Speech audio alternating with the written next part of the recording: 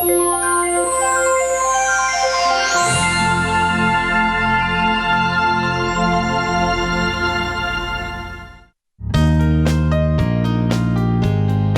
the campus of the University of Nebraska at Omaha. Consider This, a program of issues and information behind today's news.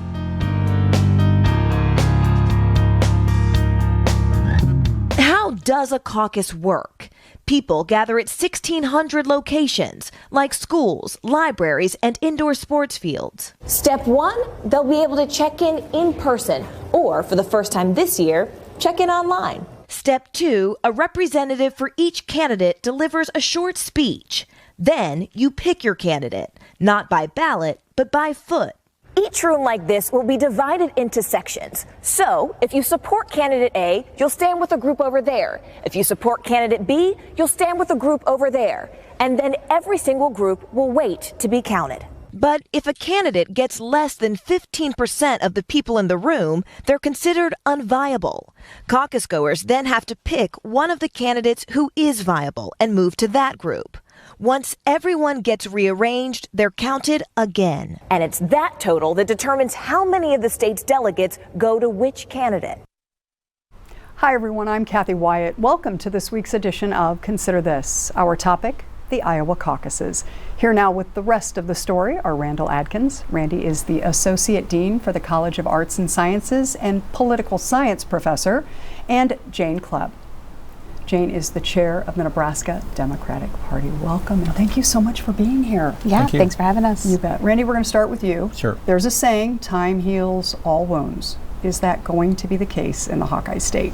Well, I think it depends. In politics, time heals all wounds for those people who win, and it doesn't always heal all those heal wounds for all those people who lose. I think one of the things we have to keep in mind about an event like this is that the nomination process is really a series of 50 state contests. And in those 50 state contests, Iowa happens to get to go first, and that will affect what happens in later contests.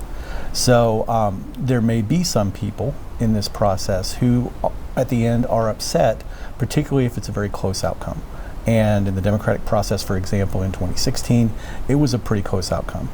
If the Democrats would enter the convention without having a nominee in 2020, and the convention delegates would have to actually make a decision, then I think it's entirely possible that some people would still be upset. Okay, take us back to when this all started, 1972.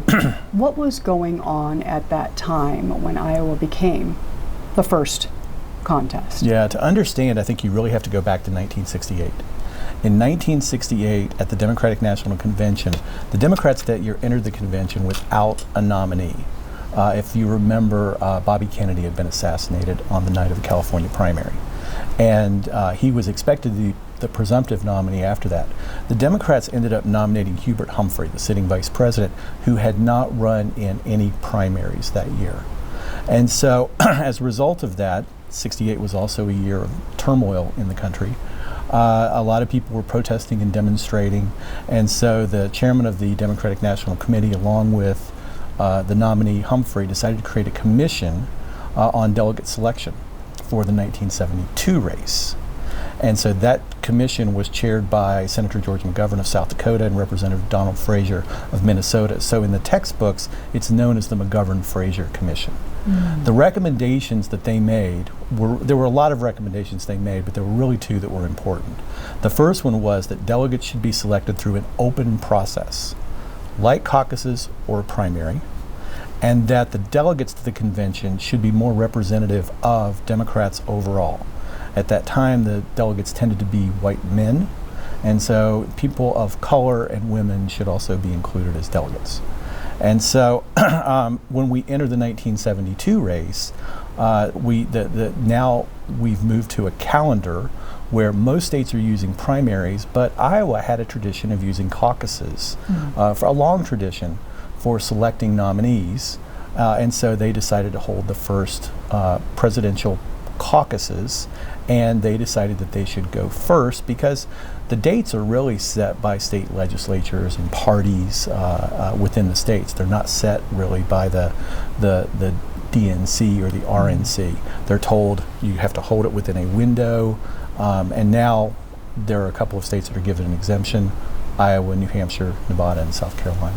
Okay, and benefits to Iowa for being first. Yeah, well, the benefits for Iowa is that it is an economic boon for the state. So, I mean, you have a number of candidates who are campaigning in Iowa for over a year. So that is a benefit that everybody likes to go first for that reason. You don't want to go last if the nominee is already decided because everybody else has dropped out.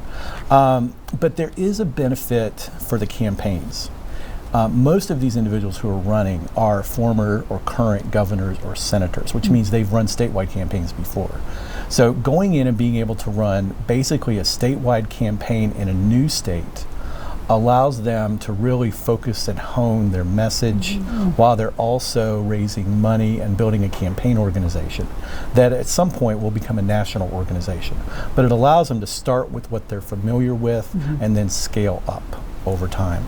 So there is a benefit to that. I also think there's a benefit for Nebraska, which is that Iowa and Nebraska being very similar in terms of being agricultural producing states, I think that our interests here in Nebraska are also sort of represented by the fact that Iowa gets to go first. Interesting. Okay, and drawbacks. Any drawbacks for Iowa? Well, the big drawback about Iowa has always been that Iowa's population is not representative of the country overall. So there are more Caucasians who live in Iowa than there are in the rest of the country. There are not as many African Americans, as many Latinos. And so that has been, though, recognized by the Democratic Party to their credit.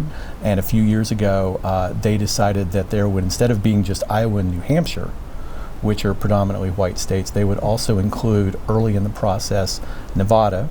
And so Nevada holds caucuses, so they'll be holding those in a couple weeks.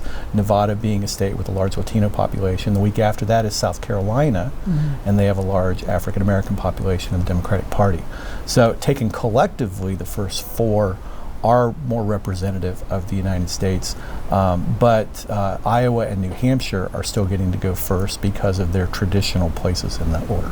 Yeah, and Jane, it has worked for at least two candidates, this process, and we're going to put their photos up. And you talked to us a little bit about Carter and Obama and how it worked for them. Yeah, so the beautiful thing about caucuses, other than, of course, what the professor has already said, is that it does really force campaigns to develop very strong muscles in order to do all the campaigning that they need across the United States. And in Iowa in particular, it's really good for grassroots candidates because caucuses, the way that they are structured, you don't have to have a lot of money in order to build a kind of door-to-door volunteer grassroots campaign, or at least not before. Now campaigns are obviously big bucks and million-dollar campaigns. So both President Carter and President Obama, they started out really as the underdogs in those races, and nobody expected either one of them to get out of that race. But they did become victorious, and that really launched them into very successful presidential campaigns. It provided credibility. It showed that they had support among, rural people. With Carter, obviously that was a natural because he came from a farm state. But for Barack Obama, it really sent this signal across the entire Democratic Party that yes, an African American senator can attract rural white voters, which was an important kind of credibility checkbox for the entire electorate of the party. Okay, and not surprisingly, this hasn't been smooth sailing since its inception, right back in 72. Talk a little bit about some of the bumps in the road for the process overall, Jane. Yeah, so just, after the 2016 election cycle, there were a lot of bumps in the caucus states and even in some of the primaries. And so I was appointed to the DNC's Unity and Reform Commission, very similar to what happened after 68, where we took a deep dive into how can we reform the caucus process in particular to make it much more transparent and open. So before the commission took place, Iowa was not required to have paper ballot backups for both the first and second round of people's delegate kind of sorting. And this was very frustrating for candidates because if they wanted to do an audit, if they heard that one precinct, for example, had some problems, there was no way to do a paper backup. And so that was one thing that was put into place. As well as we really wanted to make sure with the commission, the rules that we put forward that the DNC then approved, was we wanted to make sure that if you couldn't go to a caucus location and spend 2 to 4 to 6 hours, which sometimes caucus locations are, because they can get heated and wonderful on party building basis, not for for easy voting, you had to be able to cast your ballot still. So that's why the satellite caucus function was put in place, which Nevada actually did in 2016 at a much smaller scale. They kind of tested that model out, and so then Iowa adopted that model this time as well. Okay, yeah, so this whole app thing Yes. that we heard about, and you've talked a little bit about some of the changes that were made. I mean, when you initially heard about that and the fact that maybe it wasn't tested as much as it should or could have been, thoughts on that, Jane, in terms of that sending things maybe in a direction that nobody really wanted it to go? Yeah, so I do think over the next month you're going to start to hear different sides of the story. You'll hear the Iowa Democratic Party side, and you'll hear the Democratic National Committee side, and then you'll hear probably even some other chairs and folks who are involved in the delegate selection plan process, the Rules Committee, the DNC, weigh in. But from what we know, and obviously I know Chair Price, he's my neighboring state chair, the app was kind of forced on the Iowa Democratic Party. They did not have something that was going to be quick, and given that the media's attention and everybody wants immediate results, to have almost 1,700 locations, have the reporting very fast, they thought an app would make that easier. They felt okay about the app because they had the paper ballot backups, and they had phone lines in case you were an older precinct leader and didn't know how to download the app, which was a major problem, or in our rural communities, we don't have broadband and internet in a lot of places, and so that was going to be a problem. I think the issue is what happened in Iowa is like a layers of problems, right? So there was new caucus rules. It wasn't just, there used to be multiple rounds of sorting. Now there was only 2. And if you had a viable candidate, you could not go and switch to another candidate. That was totally different. So there were some problems there. Everybody used to phone in the results. Now you had to use the app, and that caused problems. And then the phone lines got jammed. So there was just lots of layers of problems that gave us the result of what we're seeing right now. Yeah, and I want to take it up then to February 3rd, right? You were a volunteer. Yeah. So talk about where you were and how things went from your end the actual night of. Yeah, and I was, in the war room 2 days ahead of time, just kind of helping, getting office supplies, getting snacks for the staff. They were all testing apps. They were testing sample scripts for the volunteer hotline. So things were going pretty smoothly. There were some kinks that they were working out, but everybody thought that everything was fine. So I show up to my precinct location, and it was in Norwalk. It was about 30 miles outside of Des Moines at a high school, and I had 4 staff stationed all across the state, and all of our locations went smoothly. I actually was surprised that the turnout wasn't higher. And I think those numbers are coming out now that the turnout actually was a little bit depressed, and you can't blame it on the weather because the weather was pretty good. So everybody got in okay. We registered a whole bunch of new voters. They did the first sorting, and then they did the second sorting. And, I had to plug a few holes, like they ran out of voter registration forms, so I had to find the custodian to get more voter registration forms copied, things like that. This literally happens at every caucus site. It's run by volunteers. But it was great. Nobody was yelling at each other. I've witnessed caucuses in 04, 8, 12, and 16, and a lot of those years it was very tense, and people were yelling at each other, and there were hard feelings. This time, people really felt like, okay, like we're okay with these choices. We're focused on beating Donald Trump. And then the results did not come, and that's when problems began. So at what point, because I would imagine for most caucus goers, they left with the same impressions that you had. It went pretty well. People were doing, then they went to bed. Yeah. Right? At what point are you saying, oh crap, Yeah. this is not going to go the way that we thought it was going to go? So I started getting some texts from folks that were in the war room saying that there's some problems with the app and the reporting. And so I got to my hotel and, sat there with a glass of wine watching the results not come in, and started getting more texts, and then started getting on the phone with some fellow DNC members. It's, so everybody's obviously doing the best that they can. And I know that there'll be kind of a full accounting from the Iowa Democratic Party as well as the DNC. I feel awful for the campaign volunteers, the party staff, everybody who just poured their heart and soul into a year of campaigning, to have it not give that propelling effect that normally the Iowa caucus does for candidates that won. Okay. Yeah, and we do have a graphic we want to put up for our viewers of the candidates. The results came in, albeit later than people expected, but they are almost in. And so we want to take a look at this. And Jane, as you're looking at this graphic, I don't know, what's coming to mind for you in terms of having been there that night and walking through the process pretty much from start to finish and beyond? So this pretty much represents what happened at the caucus location that I was at. Mayor Pete and Bernie were essentially neck and neck, and that was the case at where I had staff located all across the state. It was very similar.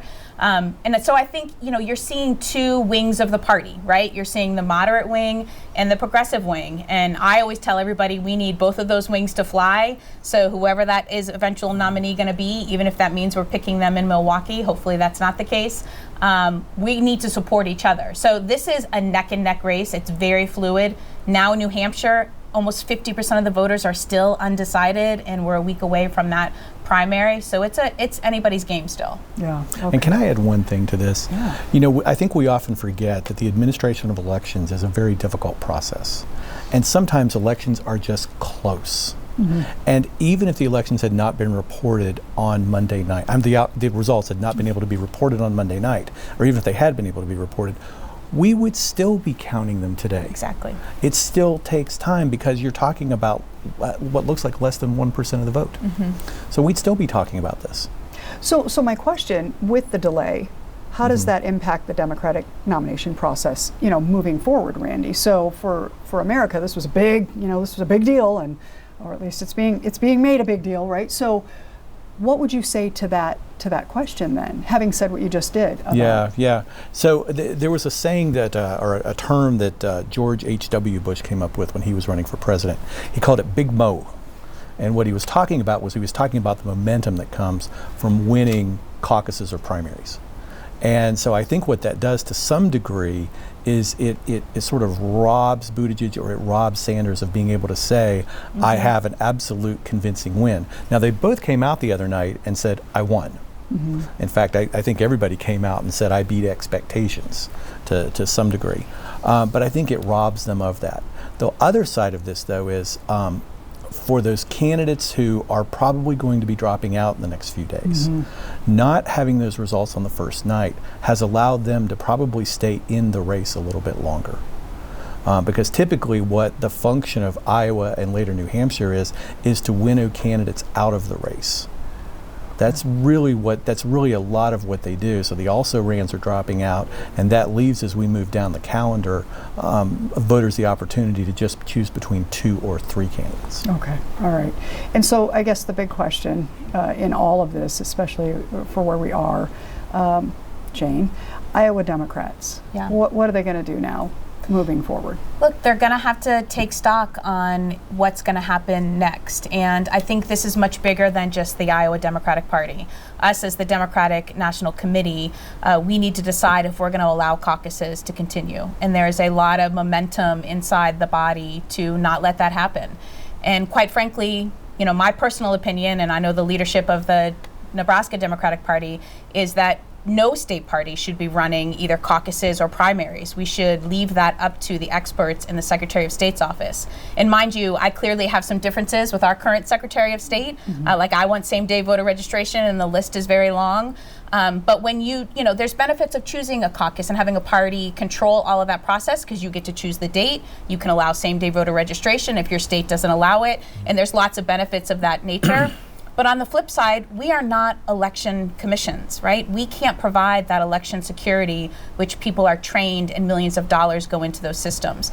So I think it's better that state parties are focused on electing candidates and building up the party infrastructure. Those are the two main functions of a state party, and that's what our party is going to be focused on. That's why we moved from a caucus to a primary, and we changed our rules to allow independents now to take a Democratic ballot when they go to the polling location. So based on everything that's been said so far, then what is next? I mean, it sounds, well, you said it in a minute, but it's going to be so kind of complicated moving forward. What are you expecting here in the months and years to come in terms of this very topic then? It's not only going to be complicated because there's so many personal feelings in it. There's a lot of traditions and culture around Iowa and New Hampshire going first. So There's a call for more regional primaries, so I think that we'll look at that. Right now there is, South, Midwest, East, and West caucus in primaries in the way that we have Nevada, South Carolina, Iowa, and New Hampshire, so those are regionally represented. That's something that's very important to Democrats, that continues. We don't want to cut rural voters out of the picture just because of this one debacle, so that's really important. But I think you're going to see major reforms on which states go first, and I think you'll probably see some type of system where that gets to be rotated every 4 years, and us potentially doing away with state-run primaries and party-run primaries and party-run caucuses. Randy, thoughts on that?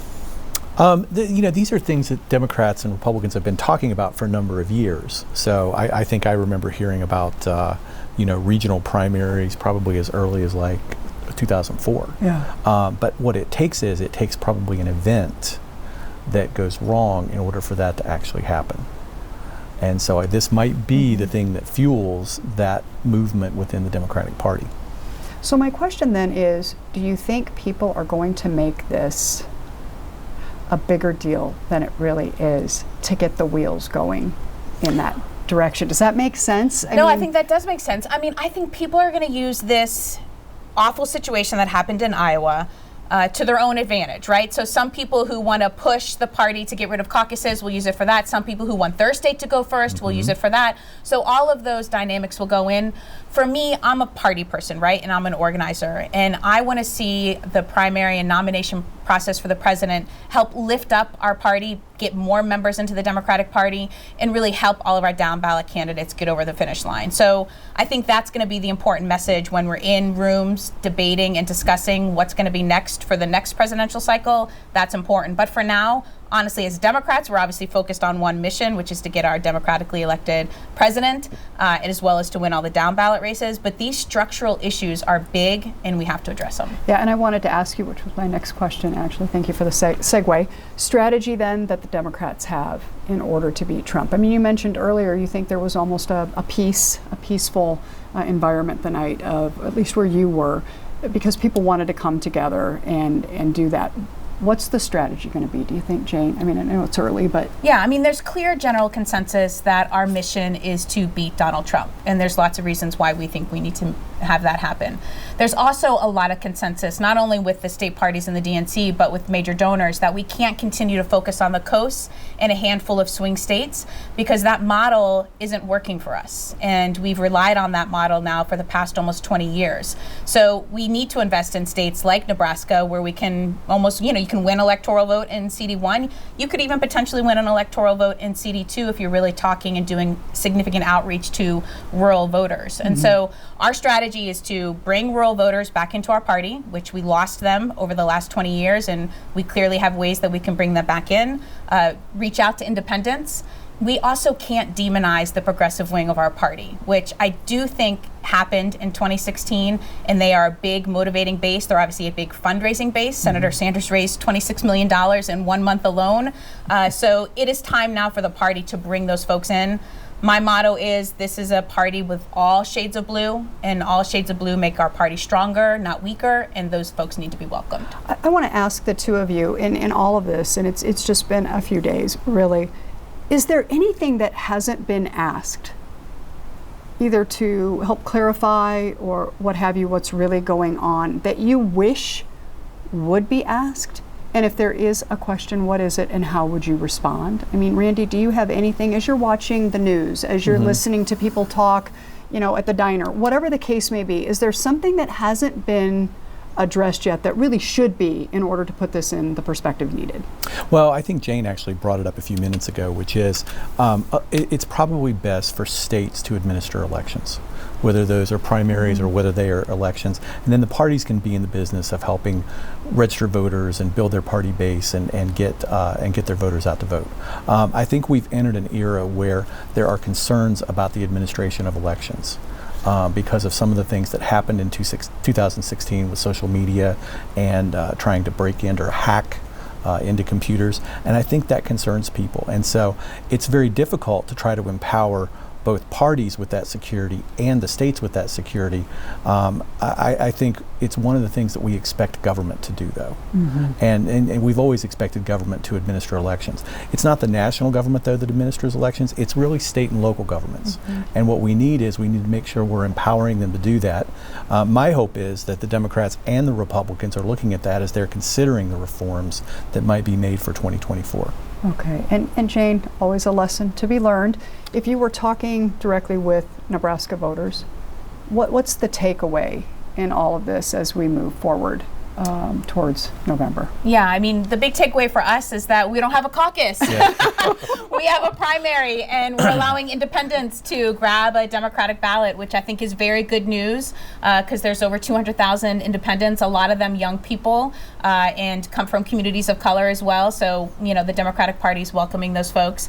But I also think that this is a lesson to kind of the big donors and the DNC. In the early 2000s, when Democrats were losing the White House over and over again, they decided that the state party and the DNC didn't matter anymore, and they were going to fund all these new groups. MoveOn.org, Center for American Progress, and the list goes on.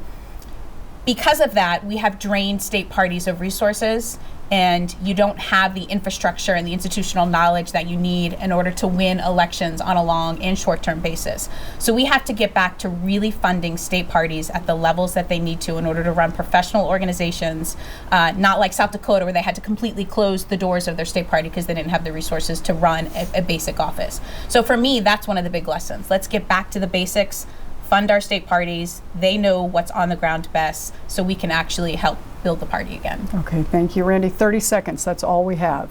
Your lesson learned. Oh, the lesson learned from this. Politics isn't perfect. We do the best we can. We're human. People make mistakes, groups make mistakes. And I think that's, we see it on a daily basis. So I think that's one of the things to keep in mind. If we get to the point of perfection, then we don't need politics anymore. So, good point. I want to thank the two of you for joining us today and for sharing your time and expertise. We appreciate it very much. Our students who are working so hard behind the scenes, and of course, to all of you for watching. As we close, a look at Exarban Village as seen through the lens of Kaylin Carlson, a senior right here at UNL. We'll see you next week.